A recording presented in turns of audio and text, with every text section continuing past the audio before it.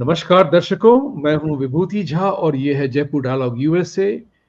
आप पूर्ववत जैसे हमेशा रिक्वेस्ट करता हूं, please like, subscribe and support our channel and give your feedback. आज की चर्चा हम इस बात से करेंगे क्योंकि उमर अब्दुल्ला ने कल अपने कैंपेन में खुलेआम दो बातें कही हैं। और पहली बात जो है सबसे बड़ी इंपॉर्टेंट सी है, जिसमें उन्होंने चर्चा की कि 370 के हटाने के बाद कश्मीर कश्मीरियों का नहीं रहा, वो भारत के 140 करोड़ लोगों का हो गया है। तो ये बड़ा ही खतरनाक सी बात है। और चूंकि उमर अब्दुल्ला जो है कश्मीर के नेता माने जाते हैं, नेशनल कॉन्फ्रेंस के लीडर हैं और उनका इंडी अलायंस के साथ गठबंधन है, तो इस मामले को लेकर के ये बात थोड़ी गहरी हो जाती है। कश्मीर का सिलसिला आपने फिर देखा होगा कि कश्मीर में नसरुल्लाह की टेररिस्ट की हत्या के बाद वहां पे उनके उनके उनके क्या कहते हैं, उनको सिंपैथी फैक्टर को लेकर के सहानुभूति दिखाने के लिए कि वो जो था उसके प्रति सहानुभूति इतनी है कि मोदी जी के प्रति नफरत हो गई, दिखा रहे हैं लोग। ये पूरे भारत में है ऐसे, उस कौम के तरह इस तरह का काम चल रहा है। तो इस बात की चर्चा करेंगे हम डॉक्टर अभिनव पांड्या जी के साथ, जिन्होंने उसाना नाम का एक अपना थिंक टैंक बनाया है, जिसके फाउंडर हैं और सीईओ हैं, और उन्होंने कश्मीर पे बहुत बढ़िया काम किया है। उनकी दो किताबें बाहर आई हैं, एक है टेरर फाइनेंसिंग इन कश्मीर और दूसरा उन्होंने नई किताब जो लिखी है उसकी चर्चा कभी और करेंगे, जैश ए मोहम्मद पे। तो दोनों ही किताबों की चर्चा बाद में करेंगे, पहले लेकिन इसकी जरूर चर्चा करेंगे टेरर फाइनेंसिंग जो कश्मीर में चल रहा है, उमर अब्दुल्ला के बिहेवियर के बाद, उनके संवाद के बाद क्या रुख लेगा इस इलेक्शन का। अभिनव जी, आपका स्वागत है हमारे शो पे। नमस्कार नमस्कार नमस्कार या साहब, आपने मुझे आमंत्रित किया। ये मेरा सौभाग्य है कि दूसरी बार मैं इस मंच पर आ रहा हूँ और हमारे दर्शकों से रूबरू हो रहा हूँ एक बहुत ही गंभीर और गहरे विषय के ऊपर। और सबसे पहले तो मैं कुछ ही बता दूं कि मतलब मैंने कई बार अपने प्रोग्राम से हमेशा ये कहा है कि कश्मीर दुनिया के जो जितने भी कॉन्फ्लिक्ट थिएटर्स हैं उन सब में अगर आप तुलना करें तो एक जब कॉम्प्लेक्सिटी की और कॉम्प्लिकेशन की बात आती है, शायद इसका कोई सानी नहीं है। ये बहुत ही कॉम्प्लेक्स और जटिल कॉन्फ्लिक्ट थिएटर है।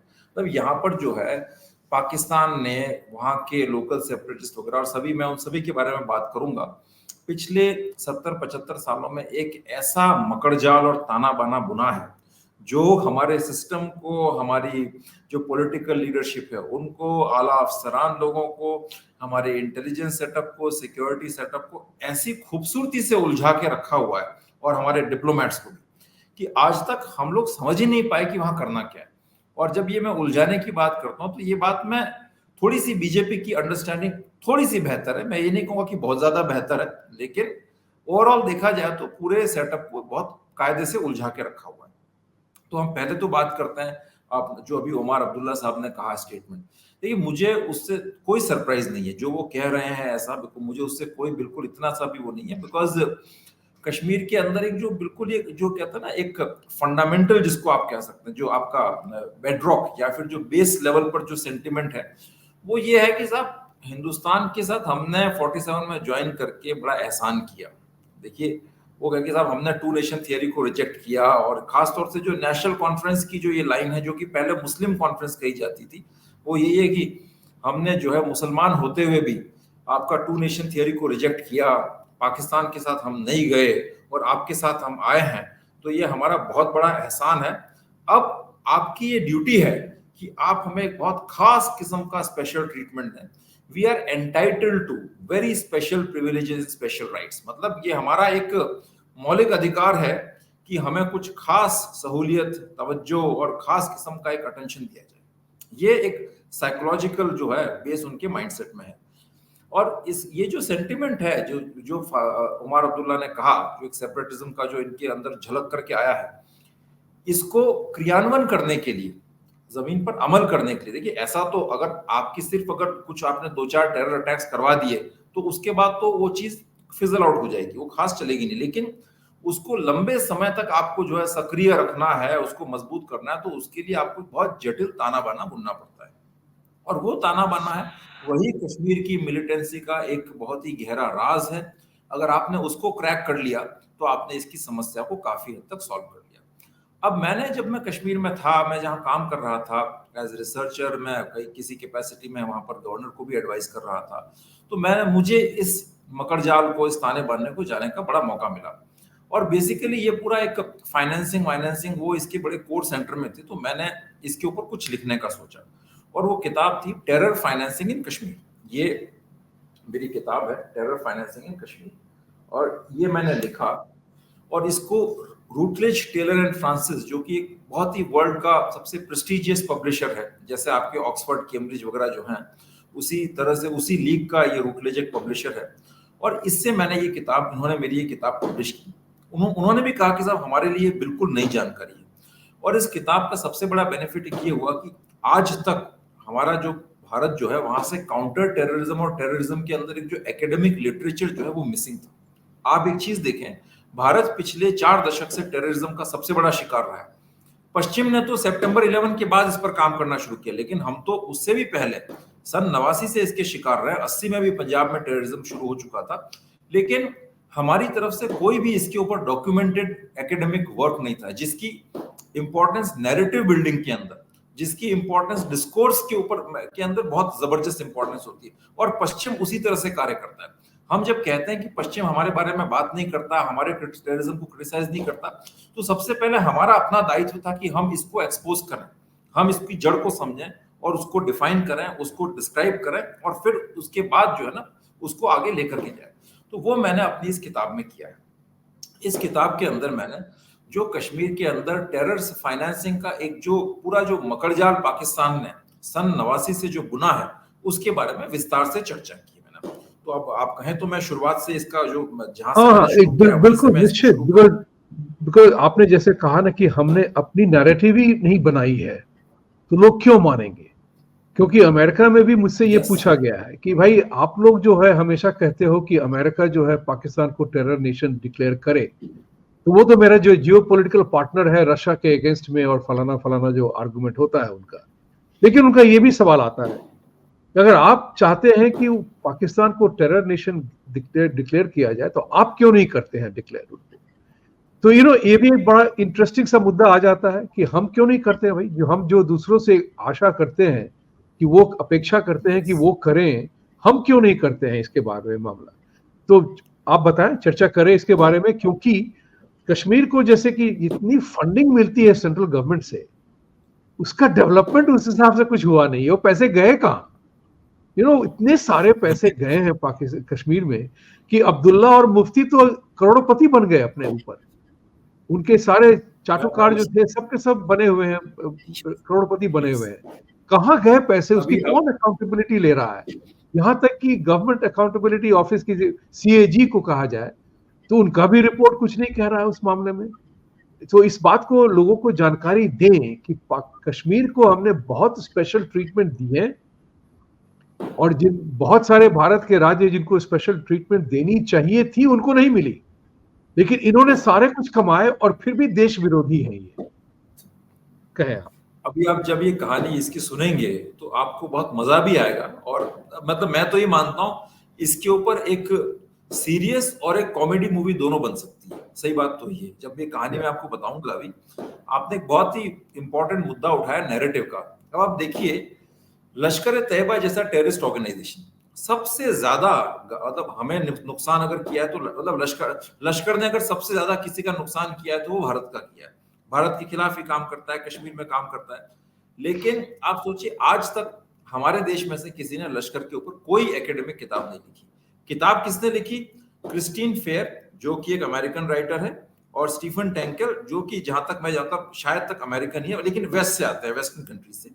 और उन्होंने क्यों लिखी है किताब? क्योंकि जो मुंबई का जो 26/11 का जो हमला था, उसके अंदर कई सारे अमेरिकन फॉरेनर्स मारे गए थे। लश्कर का कुछ इन्वॉल्वमेंट अमेरिका में जो टेररिस्ट एक्टिविटीज हो रही थी उससे भी कुछ लिंकेजेस पाए गए थे। तो ये ऑर्गेनाइजेशन उन लोगों के लिए भी रेलेवेंट हो गया, तो ये किताब इसके ऊपर वहां से आई। लेकिन हमारी तरफ से आज तक कोई किताब नहीं है। हमारी जो अप्रोच जो है बेसिकली इस पूरी प्रॉब्लम को सॉल्व करने की, वो हमने बहुत ज्यादा एक ब्यूरोक्रेटिक सेटअप तक कन्फाइन करके रख दी। अब उससे काम चलता नहीं है। देखिए आज का जो संसार है उसके अंदर डिप्लोमेसी जो है, उसके अंदर नैरेटिव का, प्रोपेगेंडा का, इंफॉर्मेशन का, इसका एक बहुत ही महत्वपूर्ण रोल है। और जब तक आपके पास अपनी कहानी ही नहीं है, आपके पास अपनी आवाज ही नहीं है, तो फिर जो है आप कितना भी चिल्लाते रहें कोई फायदा नहीं है।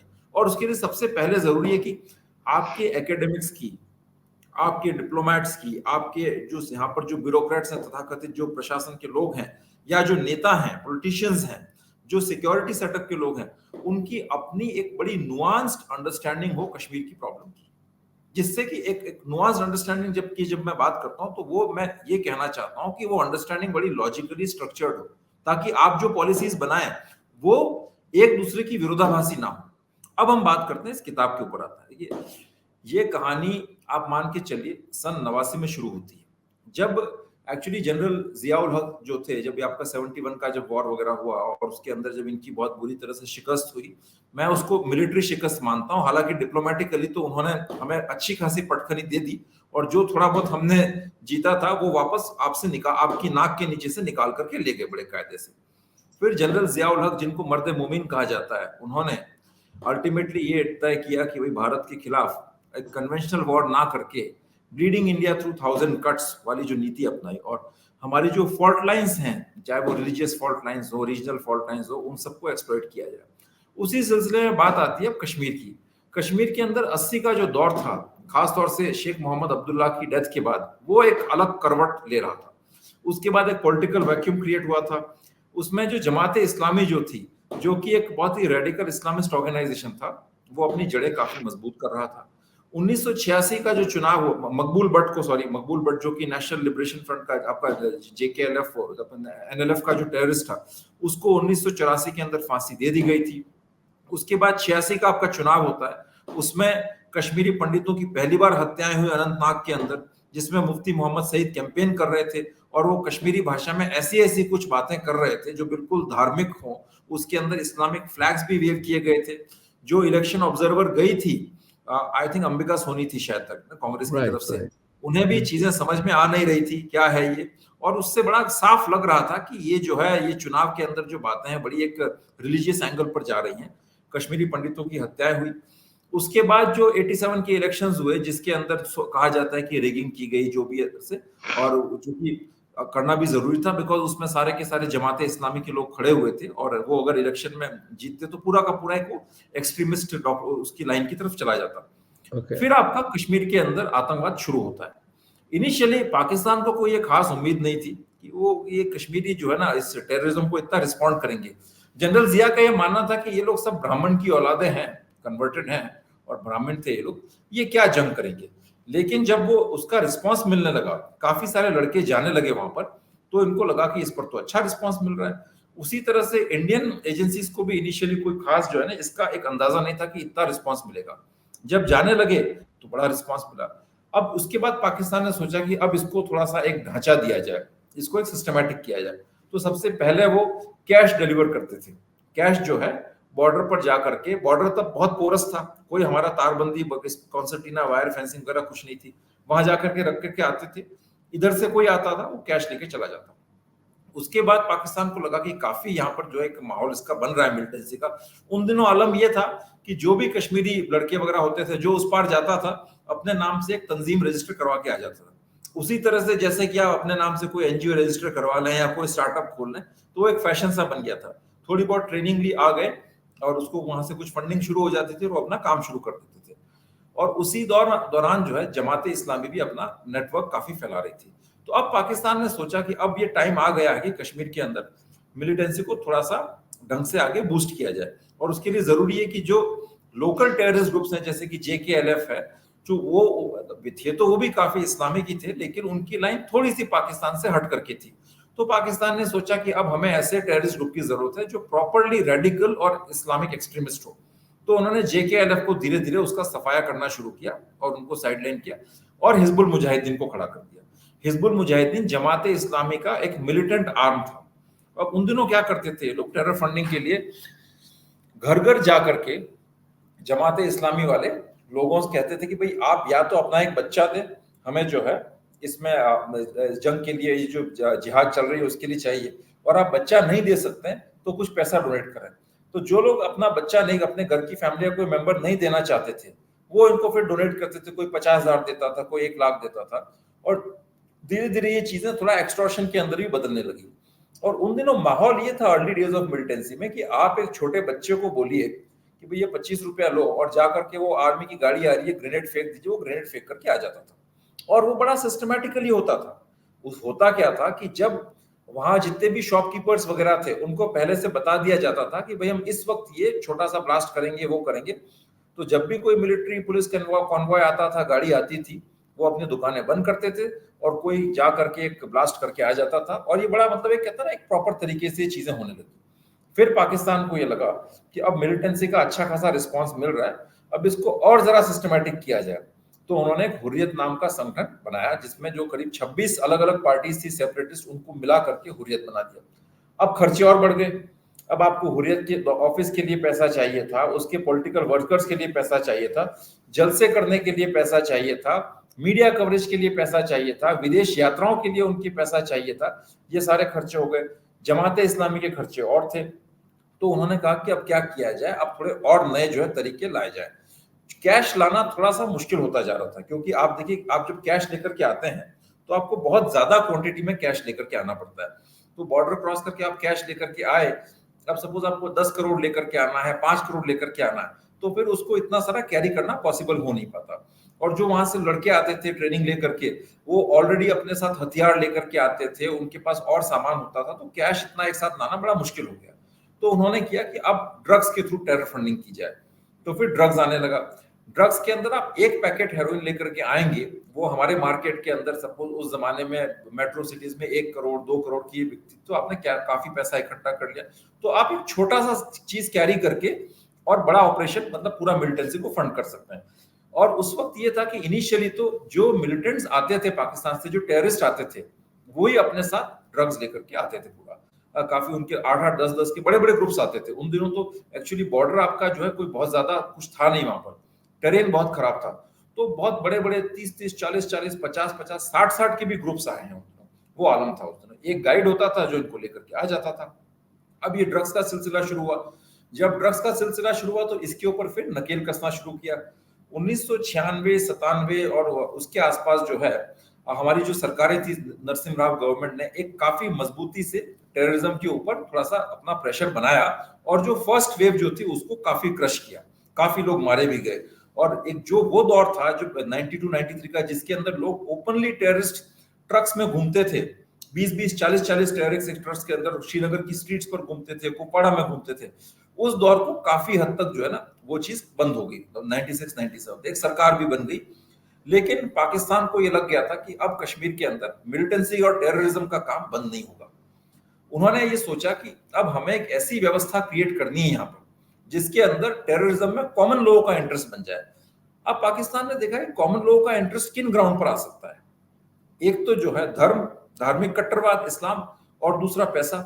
तो उन्होंने टेरर फाइनेंसिंग का ऐसा मकड़ जाल बुना कि जिसमें कॉमन आदमी का उसमें इंटरेस्ट आ जाए, कॉमन मैन उससे जुड़ जाए। तो अब जैसे ही मैंने आपको बताया, ड्रग्स आने लगे। ड्रग्स के साथ साथ जो आम जनता के जो लोग थे, वो अलग अलग उस नेटवर्क के कोऑर्डिनेटर्स बनते गए। हालांकि सीक्रेसी मेंटेन करते थे, लेकिन लोगों के लिए बड़ा एक इंसेंटिव वाला ये काम बन गया। तो कोई उसमें कोऑर्डिनेट लेकर के आ रहा है, कोई बेच रहा है, किसी को क्या कमीशन मिल रहा है, किसी को क्या मिल रहा है, उस तरीके। फिर 97-98 के आसपास जो है ना, और वो दौर था जब फॉरेन टेररिस्ट ऑर्गेनाइजेशंस भी कश्मीर में एंटर कर रहे थे। जैसे लश्कर ए तैयबा की अच्छी एंट्री हो चुकी थी। जो आपके अफगान जिहाद के सारे जो थे, हरकतुल अंसार, हरकतुल मुजाहिदीन, इनकी कश्मीर में अच्छी खासी एंट्री हो चुकी थी। तो ड्रग्स का भी काम काफी इधर होने लगा। फिर इन्होंने पैरेलल चैनल शुरू किया हवाला नेटवर्क्स का, जो एक आपका टेरर फंडिंग और पैसे को मूव करने का एक नया तरीका बन गया। वो गल्फ के थ्रू करते थे, और उसमें लश्कर के आने के बाद ये सिलसिला बहुत बढ़ गया, क्योंकि लश्कर ए तैयबा जो एक अहले हदीस, जो वहाबी आइडियोलॉजी है, उसको मानता है। तो उसी कारण लश्कर के जो लिंक्स जो थे, जो गल्फ में जो आपके जो सऊदी और ये जो सारे जो कंट्रीज हैं, जो वहाबी जो रजीम, वहाबी इस्लाम को जो वहां की रजीम सपोर्ट करती थी, उनका वहां पर जो है ना, इस तरह से एक चैनल है लश्कर वालों का, है ना। मैं उसमें ये नहीं कहूंगा कि कोई सरकार की तरफ से ऐसा कुछ हो। सरकार तो सऊदी अरेबिया वगैरह, वहां की गवर्नमेंट काफी काउंटर टेररिज्म के अगेंस्ट है, लेकिन जो रिलीजियस क्लर्जी जो है और पाकिस्तान का जो इंटेलिजेंस फुटप्रिंट है वो काफी मजबूत है वहां पर, तो उसी कारण से वो गल्फ के थ्रू ये सारा हवाला राउटिंग यहाँ पर होने लगी और ये भी एक अच्छा सिलसिला बन गया। आपने वो सुना होगा 2005 या 6 के आसपास हुर्रियत के एक नेता को जो है ना दिल्ली के अंदर पाकिस्तान हाई कमीशन के वहां पर पकड़ा गया था आपका हवाला मनी लेते हुए, तो ये चैनल शुरू हुआ। उसके बाद 2003-4 के आसपास वहां पर फेंसिंग होना शुरू हो गई थी। अब फेंसिंग होनी शुरू हुई तो इन्हें समस्या हुई कि अब तो और रास्ते निकालने पड़ेंगे, और क्या रास्ते निकाले जाएं, तो फिर दूसरे रास्ते निकालने लगे। अब उसमें एक बड़ा नया तरीका था जिसमें कि एमबीबीएस और इंजीनियरिंग सीट्स के थ्रू टेरर फंडिंग। अब आप इसको सोचिए, ये एक बड़ी इंटरेस्टिंग चीज है। पाकिस्तान ने एक प्रोग्राम शुरू किया था, Pakistan technical assistance program education का, कि जो ये जिहादी मर जाते थे उनके रिश्तेदारों को पाकिस्तान के जो इंजीनियरिंग और मेडिकल कॉलेजेस हैं उनके अंदर फ्री सीट्स दी जाएगी। पहले तो ये मर जाते थे उनके रिश्तेदारों के लिए था, लेकिन फिर लगा कि ये फंड्स रेज करने का एक अच्छा जरिया हो सकता है, तो फिर ये क्या करने लगे, जितने भी सेपरेटिस्ट लीडर्स हैं हुर्रियत के, जैसे गिलानी, शबीर शाह, यासिन मलिक वगैरह जो भी थे, इनको एक फिक्स नंबर ऑफ सीट्स का कोटा अलॉट कर दिया कि अब आपके सिग्नेचर से, आपकी रिकमेंडेशन से गिलानी साहब हम 100 लोगों को एडमिशन देंगे, शबीर शाह उसकी रिकमेंडेशन से हम 50 लोगों को देंगे, ऐसे कई लोगों को ही बांट दिया। अब होने लगा कश्मीर में ये कि कॉमन लोग इनके पास जाने लगे कि साहब हमें पाकिस्तान जाना है, हमें आप चिट्ठी लिख करके दे दीजिए, और उसके लिए डोनेशन लेने लगे। अब वो डोनेशन 8 लाख 10 लाख से लेकर के 25-26 लाख के बीच में भी रेंज करती थी, जैसी जैसी आपकी कैपेसिटी है ना। अब होता यह था कि वो डोनेशन कश्मीर में ले ली जाती थी, पैसा यहाँ पर ले लिया जाता था, ठीक है। अब उस पैसे का एक कुछ पोर्शन तो हमारे जो सेपरेटिस्ट लीडर्स हैं, जो हुर्रियत के लोग थे, वो रखते थे कुछ पोर्शन, और बाकी सारा पोर्शन जो है टेररिस्ट ग्रुप्स को चला जाता था, हुर्रियत को चला जाता था, और भी सेपरेटिस्ट मीडिया वगैरह उनको जाता था, वो भी मैं आऊंगा, मैं उस पर बात करूंगा। और हमारे जो मेन स्ट्रीम पॉलिटिशियंस है ना, ये जो अभी हम जिनकी मैं किसी पर्टिकुलर नाम नहीं ले रहा, लेकिन वो राजनीतिक पार्टियां जो कि चुनाव लड़ती हैं कश्मीर के अंदर, उनका भी इसके अंदर एक अच्छा खासा शेयर, हिस्सा और कनेक्शन था। और जब वो बच्चे पाकिस्तान जाते थे, वहां पर उनका ख्याल आईएसआई रखती थी, और वो स्कूल्स में पढ़ते, वहां कॉलेजेस में पढ़ते थे, उनकी कुछ मिलिट्री ट्रेनिंग भी होती थी, वो आके खुफिया का काम भी करते थे, जासूसों का मैसेजेस पहुंचाना, ये करना से, और कश्मीर में आते थे और पूरे इंडोक्ट्रिनेटेड होकर के आते थे। कई सारे लोगों को बाद में फिर सेंट्रल एशिया के, बांग्लादेश के, वहां के भी कॉलेजेस में भेजा गया, और वहां से भी आने लगे, तो इससे काफी पैसा जनरेट हुआ कश्मीर के अंदर, जो कि टेरर फंडिंग में गया। इसके बाद और दूसरा तरीका था हज टूर्स एंड ट्रेवल्स। हज टूर्स एंड ट्रेवल्स में क्या होता था कि लोग यहाँ से जो है अपना जो जाते थे हज के लिए सऊदी अरब के अंदर, तो यहाँ पर अपना पैसा देते थे, और वो पैसा वही किसी का जो अलग अलग किसी ट्रैवल एजेंसी है उसके साथ जो है कमीशन में बढ़ जाता था, और बाकी टेररिस्ट ग्रुप्स हो जाता था, और वहां पर उनका आईएसआई ख्याल रखती थी।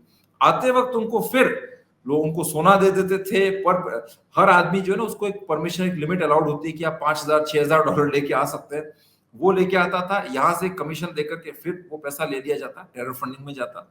लाइकवाइज जमाते इस्लामी, बस मैं इसको रैप अप करता हूँ स्टोरी को, 2-3 मैं केसेस और बताता हूँ। जमाते इस्लामी का क्या तरीका था, उन्होंने सारे जो सेक्युलर स्कूल से सरकारी स्कूल उनको डिस्ट्रॉय कर दिया, अपने स्कूल खोल दिए जिसके अंदर पूरा कट्टरवादी इस्लामिक पाठ्यक्रम। अब जो उन स्कूलों की उनके पास इंफ्रास्ट्रक्चर अच्छा था, तो काफी वहां बच्चे पढ़ने आते थे, जो फीस जाती थी उससे टेरर फंडिंग होती थी। जो वहां से बच्चे निकलते थे जमात से, वो फिर जमात की रिकमेंडेशन के ऊपर सरकारी जो सिविल सेवाएं हैं, पुलिस है, आपका जो एकेडमिया है, बैंकिंग है, उनमें उनके चयन होते थे, और उसकी जो रिश्वत का जो राशि थी वो भी जमात के पास जाती थी, वो टेरर फंडिंग में जाती। जो लड़के इसमें जाते थे गवर्नमेंट सर्विसेज के अंदर, वो बाद में चूंकि वो जमात की मेहरबानी से आए थे, तो अपनी सैलरी का एक हिस्सा इधर देते थे, तो वो भी टेरर फंडिंग में जाता। जो फिर डेवलपमेंट फंड आता था सरकार के ऊपर सेंट्रल गवर्नमेंट से, कश्मीर की पॉपुलेशन 1% है, और हमारा अभी तक का डेवलपमेंट फंड का 10% कश्मीर में गया है, वो कहां जाता था, वो भी इसी तरफ राउट होता था। डेवलपमेंट के ठेके किसको दिए जाते थे, जो फॉर्मर मिलिटेंट्स हैं, जो सरेंडर करके आए थे, जो ओजीडब्ल्यू बन गए, और वो जो है वहां पर जोल जाल करके आप डेवलपमेंट के लिए पैसा दे रहे हैं और वो उधर जा रहा है। फिर सरकार ऐड देती थी, वहां के जो बड़े बड़े अखबार हैं उनको, मैं उनका नाम नहीं ले रहा, बड़े फेमस है कुछ, ग्रेटर कश्मीर वगैरह, जिन पर एनआईए की रेड्स वगैरह भी हुई है, और उनको साल के किसी को 500 करोड़ 100 करोड़ के एड्स वगैरह सरकार देती थी। सरकार में क्या अंडरस्टैंडिंग थी, सब अनरेस्ट हो गया है, बहुत बड़ा बलवा हो गया है कश्मीर में, तो ये मीडिया हाउसेस पहले तो वो खुद ही करवाते थे, इस तरह की रिपोर्टिंग करके एंटी नेशनल उस आग को, उस झगड़े को हवा देते थे। फिर इनके पास हमारी एजेंसीज जाती थी कि आप ये पैसा लीजिए और आप ये एड का कॉन्ट्रैक्ट लीजिए और ये प्रॉब्लम बंद करवाइए। वो सारा जो पैसा जाता था वो फिर धीरे धीरे जो उसका एक बड़ा शेयर जो है टेररिस्ट ऑर्गेनाइजेशन तो उनके पास जाता था और ये पूरा बिजनेस चलता रहता था। ऐसी अहले हदीस का पूछूंगा मैं आपसे, आपने जो कहानी बताई है लोगों को, ये तो सनसनीखेज लगता है। ये तो किसी की एक, वो कहते हैं कि सामान्य लोगों के कल्पना के परे है। आप मेरी जो किताब है हाँ, फाइनेंसिंग, इस किताब के अंदर मैंने बहुत विस्तार से चर्चा की है कि किस तरीके से हमारा अपना सिस्टम, हमारी अपनी ब्यूरोक्रेसी, हमारी अपनी पॉलिटिकल सेटअप जो है वो इस पूरे टेरर फंडिंग जो इकोसिस्टम का उसका शनय शनय ग्रेजुअली ऐसा हिस्सा बन गया कि हमें पता ही नहीं चला। तो एक बात बताइए, ये जो 1989 से सारा कुछ शुरू हुआ, उसके पहले से सारा कुछ शुरू हुआ, कांग्रेस की सरकार की पॉलिसी क्या थी? उनके साथ घुले मिले थे तभी तो ऐसा हुआ होगा।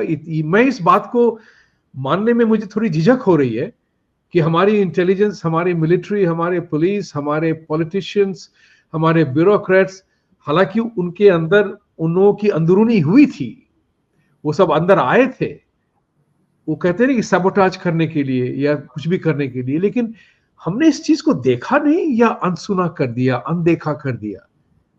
उसका क्या पर्पस था?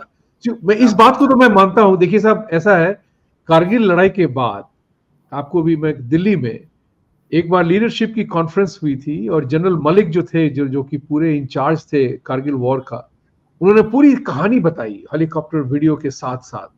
और उन्होंने एक बात कही थी कि हमारे मिलिट्री में कंट्री फर्स्ट, बटालियन सेकंड, मी लास्ट। मिलिट्री का ये अपना उसूल है, कंट्री फर्स्ट। इन सब लोगों की, जो सिविलियन लोगों की जो चर्चाएं होती हैं, देखता हूं मैं, country doesn't matter, forget about last. Country doesn't matter so long, जब तक कि हमारी पॉकेट गर्म हो रही है और हम अपना खेल खेले जा रहे हैं, जो होगा बाद में देखा जाएगा। ये जो विचारधारा जो है कांग्रेस पार्टी की तरफ से लेकर के, ब्यूरोक्रेसी को लेकर के, और जैसे कि पाकिस्तान का थ्रू नकली नोट्स आते थे, वो भी मुझे पता है, हमें पता है कितने सारे जो पैसे आते थे पाकिस्तान से, वो तो असली नोट तो नहीं आते थे, वो सारे नकली नोट आते थे। तो जो मैंने कहा था कि एक बार की डीमोनेटाइजेशन का जो सबसे बड़ा प्रभाव पड़ा था, वो था नकली नोट के धंधे पे। आज पत्थर कोई नहीं फेंक रहा। जो भी बीजेपी सरकार की सफलता रही है, लेकिन आज कोई पत्थर फेंकने नहीं जा रहा कोई बच्चा। तो कहीं ना कुछ तो हुआ है।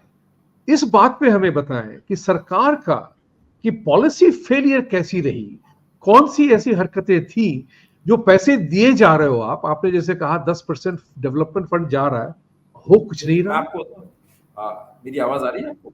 हाँ जी, आ रही है। मेरी आवाज आ रही है? हाँ जी, hello, I can hear you. देखिए, जहां तक पॉलिसी की बात है तो मैं, hello, can you hear me? Yes, I can hear you. Okay, देखिए, जहां तक पॉलिसी की बात है तो आई मस्ट से कि जब हमारे देश आजाद हुआ उसके बाद जो सो कॉल्ड जो लीडरशिप थी कांग्रेस की, उनकी इन चीजों को लेकर के दो चीजें थी। एक तो अंडरस्टैंडिंग बहुत पुअर थी, कुछ उनका बैकग्राउंड, उनके वेस्टेड इंटरेस्ट ऐसे थे कि वो हकीकत को स्वीकार करना ही नहीं चाहते थे कि भाई इस देश के अंदर जो हिंदू मुसलमानों के बीच जो रिश्ते 1000 साल से कैसे रहे हैं, उसके आधार पर कुछ फैसले अलग लिए जाने थे, वो उन्होंने लिए नहीं। फिर उनके कुछ निहित राजनीतिक स्वार्थ। अब देखिए, मैं आपको सिंपल सी एक चीज बताता हूँ। 1970s के अंदर कांग्रेस ही थी जो जमात इस्लामी को सपोर्ट कर रही थी। क्यों? क्योंकि उनको शेख मोहम्मद अब्दुल्ला की नेशनल कॉन्फ्रेंस को काउंटर करना था और उन्हें लगा कि भाई जमात इस्लामी इनको हम करके आगे करके और इसको थोड़ा सा वो करेंगे और अब शेख मोहम्मद अब्दुल्ला की पार्टी को थोड़ा वो कंटेन कर लेंगे और खुद को आगे प्रमोट करेंगे। लेकिन उन्होंने ये नहीं देखा कि जमात इस्लामी तो उससे भी बड़ा जहरीला सांप थी। वो तो मौलाना मौदूदी की आइडियोलॉजी में बिलीव करने वाले लोग थे। उसके बाद आप देखें तो हमेशा से जो एक अप्रोच जो जब कश्मीर में आपका जब शुरू हुआ फसाद, उसके बाद से हमारी एक अप्रोच क्या थी, ये पॉलिटिकल लेवल पर तो कांग्रेस का तो कभी कोई विजन था ही नहीं। मैं आपको ऑनेस्टली बताऊं, कभी उन लोगों का, और उस वक्त लिमिटेशंस भी हालांकि थे। जब मैं ये बात कहता हूं, एक व्यक्ति करूंगा यहाँ पे, उनकी पॉलिटिकल विजन नहीं थी या पॉलिटिकली वो कॉम्प्रोमाइज थे? दोनों चीजें, मैं उस दोनों पर आ रहा हूं। मैं क्या ना, इनिशियली जब ये आपका प्रॉब्लम शुरू हुआ सर से, जब 1989 के आसपास ये जो कश्मीर मिलिटेंसी, हालांकि उससे पहले ही प्रॉब्लम चली तो आ रही थी काफी ज्यादा, तो उस वक्त हमारी कुछ इंटरनेशनली भी हमारी हालात जो थे ना, बिकॉज सोवियत रशिया का आपका डिसइंटीग्रेशन हो गया था, वो सारे की सारी लिमिटेशंस थी ना। मैं मानता हूं पंजाब में टेररिज्म था, कश्मीर में टेररिज्म था, नरसिम्हा राव ने वो सब किया आपका जो है, इस तरह से जिस तरह से चीजों को पर कंट्रोल करना शुरू किया। और उस वक्त एक इन्होंने डायरेक्टिव ये था कि साहब कश्मीर के अंदर मोस्टली ब्यूरोक्रेट्स जो है वो हैंडल कर रहे हैं, और एंगेज एंड मैनेज, कोई लंबा दृष्टिकोण भी इसको क्या करना है कैसे करना है वो चीज दिमाग में आई नहीं। लेकिन धीरे धीरे वहां पर ऐसे स्टेक्स बनते गए सबके कि पॉलिटिकली कॉम्प्रोमाइज होना भी अच्छा खासा वो सिलसिला शुरू हो गया। देखिए आप ऐसे इंटरलोक्यूटर्स जो भेजे थे कांग्रेस ने वहां पर बाद में, राधा कुमार और जिस तरह की, उनकी आप रिपोर्ट्स पढ़ें, वो रिपोर्ट्स तो ऐसा लगता है कि जैसे आपने सीधे सेपरेटिस्ट लोगों से ही बात करके वो रिपोर्ट्स बनाई है। उन रिपोर्ट्स को अगर आप पढ़ें, फिर उसके बाद जब बीच में आपकी जो गवर्नमेंट आई 2004 के आसपास, उसके बाद 2004 से लेकर के 2014 के बीच में जो कश्मीर के अंदर जो पूरा एक सेपरेटिस्ट नेक्सस जो पनपा है पूरा का पूरा, जिसके अंदर आपकी अब्दुल्लास की गवर्नमेंट रही, मुफ्तीज की गवर्नमेंट रही, और कश्मीर पूरा वेस्ट एशिया और सीरिया की जिहाद की राह पर निकल पड़ा। वहां पर जो अहले हदीस वहाबी एक्सट्रीमिज्म है उसका जबरदस्त रैपिड एक्सपेंशन हुआ है इस दौर के अंदर। ये सब नाक के नीचे हो रहा था भारत सरकार की, और हमारे जो लोग थे भारत सरकार के अंदर सेंट्रल गवर्नमेंट में, उनका नजरिया यही था कि आप जो है इनसे बात करें, इनसे और इनको एंगेज करें। यासीन मलिक जैसे लोग जब दिल्ली आते थे तो वो सीधे प्राइम मिनिस्टर से मिलते थे। जब गिलानी जैसे लोग दिल्ली आते थे, उनकी तबीयत खराब हो जाती थी, उनको चार्टर्ड प्लेन में दिल्ली लाया जाया करता था। और तो ये सारी की सारी चीजें कहीं ना कहीं आप जो है ना किसी न किसी लेवल पर बहुत एक्सट्रीम लेवल पर कॉम्प्रोमाइज थे। और इसमें सिर्फ ये नहीं थे, इंटरनेशनल एक्टर्स भी इन्वॉल्व थे। जब हम कश्मीर की बात करते हैं, पाकिस्तान की बात करते हैं, तो एक चाइना फैक्टर भी हमें ध्यान में रखना चाहिए। और कांग्रेस और चीन का एक समझौता हुआ था 2007-8 के आसपास, इनके बीच में एक एमओयू साइन हुआ था। और उसके पीछे बाहर तो हमें ये कहानी सुनाई देती है कि वो एमओयू था, लेकिन उसके पीछे के गूढ़ रहस्य और भी ज्यादा डर्टी थे। हालांकि उस पर जो है कई सारी चीजें मैं बता नहीं सकता, मैं बात कर नहीं सकता, लेकिन उसमें कई कमजोरियां भी थी इन लोगों की, जिसकी वजह से इन्हें कई सारी चीजें सामने सरेंडर करनी पड़ी। तो ये जब जो नकली नोट यहाँ पर आ रहे थे और इस तरह का सारी गतिविधियां जो चल रही थी, उसके खिलाफ आप कई मामलों में स्टैंड नहीं लेना चाहते थे। जो 26/11 मुंबई के अंदर अटैक हुआ आपने देखा, उसके बाद जो है हमारी सरकार ने, हमारा क्या रिएक्शन था? कुछ नहीं था, क्योंकि आपके पास कैपेबिलिटीज नहीं थी, आप तैयार नहीं थे, आप जो आपकी पॉलिटिकल प्रायोरिटीज डिफरेंट थी। और आपके एक लीडर जो है कांग्रेस के माननीय दिग्विजय सिंह जी, वो तो एक समारोह में जाकर के, जहां का टाइटल ये था 26/11 आरएसएस की साजिश, उस किताब का विमोचन था, और उसमें जाकर के तो पार्टिसिपेट कर रहे थे।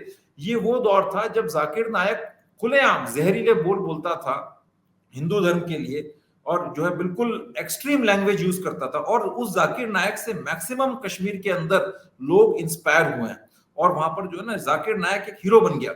लेकिन ये उस पर जो है तत्कालीन सरकार जो थी कांग्रेस की, उन लोगों ने क्या एक्शन लिया? कुछ नहीं।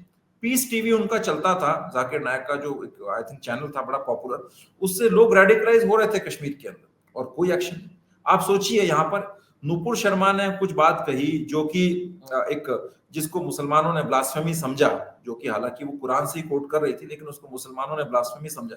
उसके आधार पर इस देश में कत्लेआम मच गया। उदयपुर जैसे शहर के अंदर कन्हैया को आईसिस की, जैसे आईसिस काटता है वैसे उसकी गर्दन काट दी गई। लेकिन जब जाकिर नायक इतने जहरीले बोल हिंदू देवी देवताओं के लिए बोल रहा था, और वो यहाँ के युवाओं को ओपनली रेडिकलाइज कर रहा था, तब तमाम सारे कांग्रेस के नेता लोग थे वो चुप थे दिल्ली के।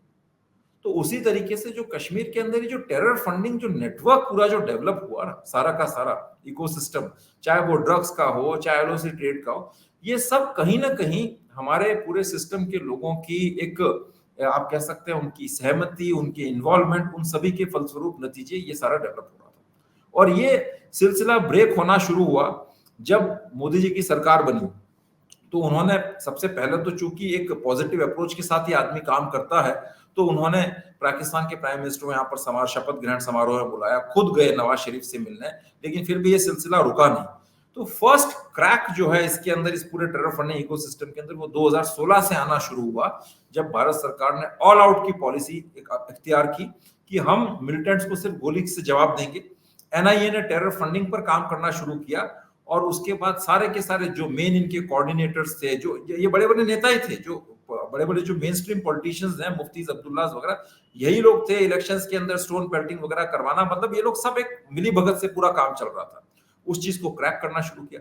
आपको ताज्जुब होगा, मैंने अपनी किताब में लिखा भी है, एक बहुत बड़ा बैंक है जम्मू एंड कश्मीर के अंदर, मैं नाम जानबूझ के मेंशन नहीं कर रहा, उसके बारे में ये कहा जाता था कि उनके जो चीफ जो थे बैंक के हेड, उनके पिताजी जमात इस्लामी के कैडर थे, बहुत बड़े नेता थे, और उन्होंने अपनी सिफारिश पर 200 मिलिटेंट भर्ती करवाए थे। और जो है वो जो श्रीमान जो उनके चीफ थे, उनको सीधे कॉल आते थे लश्कर पाकिस्तान से कि आप फला लड़के को जोनल वाइस प्रेसिडेंट सेलेक्ट कीजिए, इसको प्रोबेशनरी आपका जो है ना वो बैंक के अंदर जो छोटे मोटी जो अफसरों की पोजीशन है उस पर लीजिए। तो साउथ कश्मीर के अंदर ऐसे ऐसे लोगों को जो है उस फाइनेंशियल इंस्टीट्यूशन बैंक में भर दिया गया, जो पूरे सेपरेटिस्ट थे, मिलिटेंट्स के साथ लिंक थे, ओजीडब्ल्यूज थे। और फिर इन कर्मचारियों के घर पर जब टेररिस्ट पाकिस्तान से आते थे, तो वो अपना ड्रग्स भी रखते थे कि आप इसको संभालिए जब तक कि बेचने का प्रॉपर इंतजाम नहीं हो जाए। क्योंकि ये व्हाइट कॉलर लोग थे, तो कोई इन पर कोई कमर नहीं कसता, इन पर कोई जो है नकेल नहीं कसता था। इन इस उस जो सो कॉल्ड जिस संस्था की मैं बात कर रहा हूं, उसकी जो यूनियन थी, वर्कर्स यूनियन, वो पूरी सेपरेटिस्ट थी। बुरहान वानी की एनकाउंटर डेथ के बाद उन्होंने ओपनली नारे लगाए थे, उसके तख्तियां लगाई थी, पोस्टर लगाए थे, इश्तिहार उसके फेवर में लगाए थे। तो ऐसा एक सेटअप डेवलप हुआ था। उसमें एक बात बताइए, कांग्रेस पार्टी का इस तरह से झुक जाना या इस तरह से साझीदार बनना, इनका क्या पर्पस था, और क्या भारत के लोगों ने इस बात को अभी तक देखा नहीं है, समझा नहीं है, सुना नहीं है? क्योंकि आज की तारीख में थैंक्स टू अपने मीडिया के वजह से, टेक्नोलॉजी के कारण खबरें छुपती नहीं है। जैसे था ना कि मुझे बिल्कुल याद है 1990 में मैं दिल्ली में था, इतने सारा एक्सोडस हुआ कश्मीर से हिंदुओं का, किसी को कुछ पता नहीं चला। टाइम्स ऑफ इंडिया वगैरह न्यूज़पेपर हम पढ़ते थे, कुछ में कहीं कुछ खबर नहीं है। वो ऐसा हुआ था कि हाँ, लोग वहां से आ रहे हैं, बस कश्मीर छोड़ के आ रहे हैं। वो किस लिए आ रहे हैं? क्योंकि उनको धमकी दी गई थी, कन्वर्ट, लीव और डाई, करेक्ट? तो इस तरह के जो स्लोगन्स थी, हम लोग को पता भी नहीं था। वो तो यहां आए तब पता चला, बहुत देर के बाद पता चला, इतने सारे लोग भागे वहां से। तो ये जो था कांग्रेस पार्टी का क्या, what was there politics in it? उनका क्या मकसद था? जिस तरह नेहरू ने, आपने कहा ना कि नैरेटिव की बात है, तो 1947 से नेहरू शेख अब्दुल्ला के ऊपर फिदा थे। अगर मैं इस शब्द का प्रयोग करूं तो वो फिदा थे, उनको सब कुछ दे दो, मेहरबानी कर रहे हैं हमारे साथ आकर के। ये भूल गए कि कश्मीर शारदा पीठ हिंदुओं का था हमेशा से। तो ये जो है हमारी जो है कमजोरियां जो हैं, कांग्रेस पार्टी का क्या हाल रहा है आज भी? कमबख्त वो मोदी को गाली दे रहे हैं कि मोदी सपोर्टिंग इजराइल, नसरल्ला मरा है तो उनको दुख ज्यादा हो रहा है, कांग्रेस पार्टी को दुख ज्यादा हो रहा है।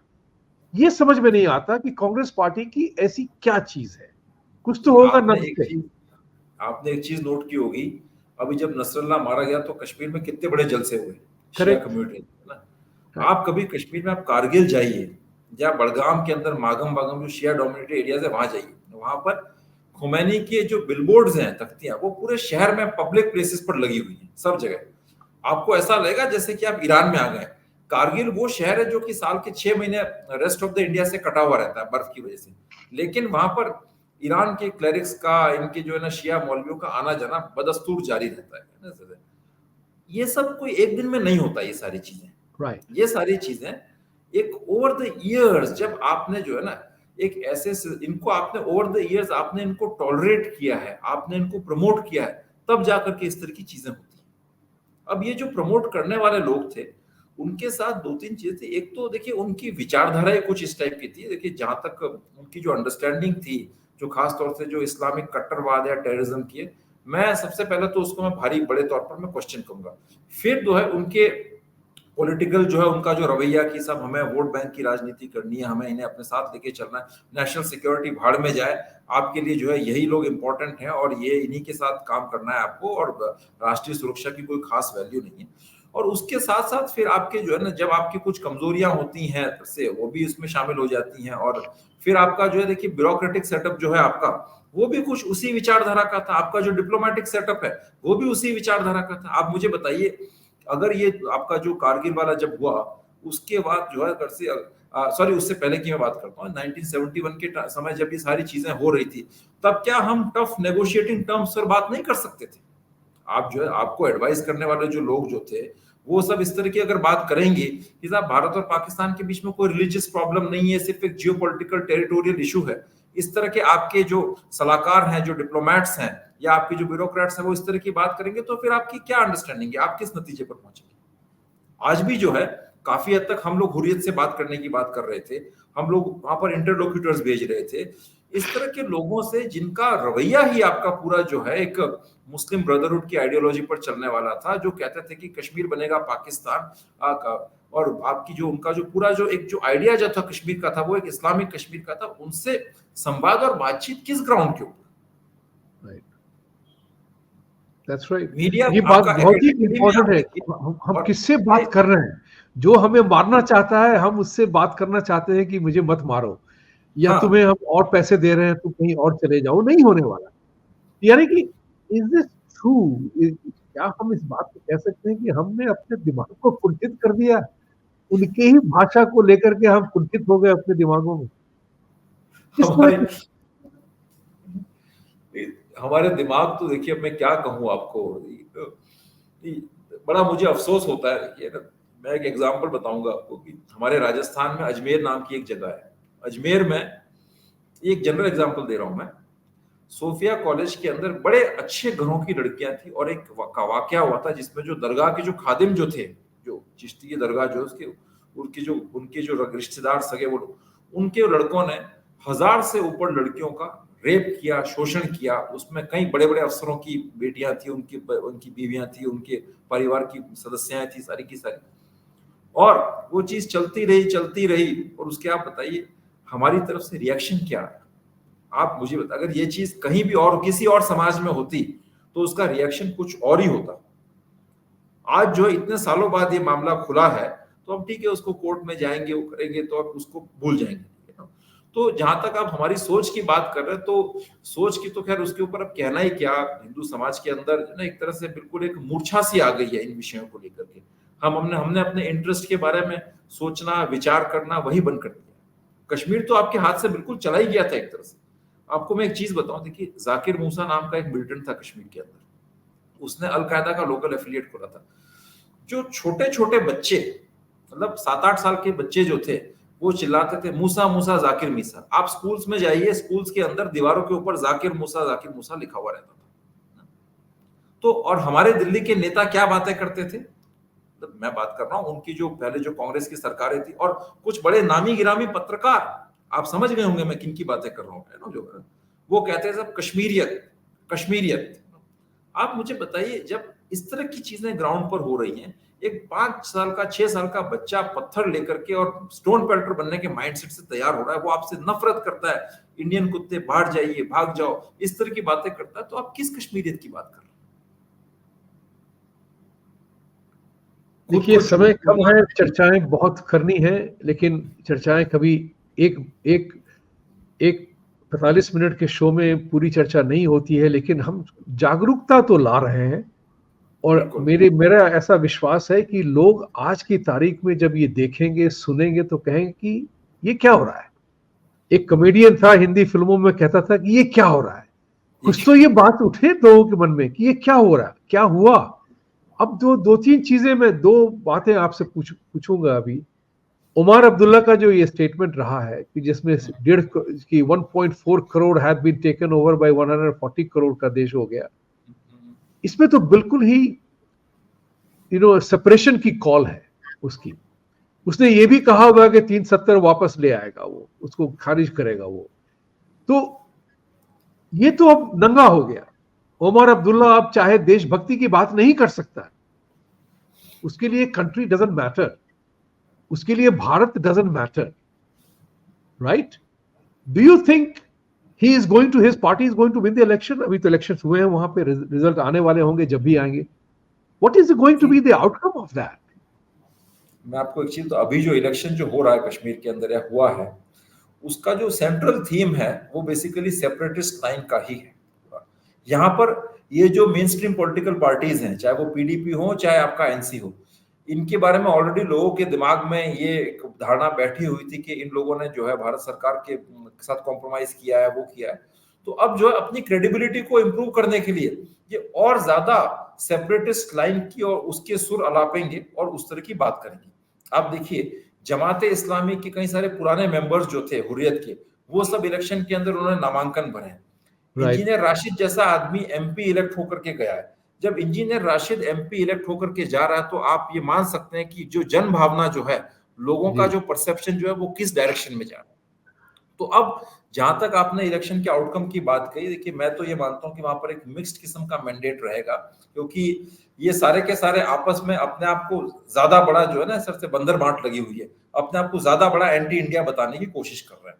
उस चक्कर में हो सकता है कोई क्लियर मेजोरिटी ना मिले, कुछ ना कुछ एक जो कहते हैं ना अलायंस टाइप की कोई चीज, अगर नेशनल या तो नेशनल कॉन्फ्रेंस और कांग्रेस इस तरह की कोई अलायंस वगैरह, इस तरह ऐसी कोई सेटअप आने की उम्मीद है. बट ये कोई बहुत इंपॉर्टेंट मुद्दा नहीं है. सबसे बड़ा मुद्दा ये कि ये इलेक्शन होने ही नहीं चाहिए थे अभी कश्मीर के अंदर, क्योंकि वहां पर हमें जरूरत थी. हमने एक बहुत बड़ा स्टेप लिया, 370 हटाया, जो कि एक स्ट्रेटेजिकली बहुत बड़ा मूव था, और ये काम मोदी जी ने करके बहुत बड़ी हिम्मत दिखाई और कोई नहीं कर पाता, मैं आपको बता दूं. और सबसे बड़ी बात थी कि जिस समय पर उन्होंने किया वो बहुत ही एक कहता है ना, बहुत ही एक इंटेलिजेंट डिसीजन था, और वो उस वक्त नहीं करते 2019 में तो शायद ये कभी नहीं हो पाता. ये भी फारूक अब्दुल्ला और ओवैसी ने तो ओपनली चैलेंज किया हुआ था कि 100 साल तक नहीं हटा सकते आप.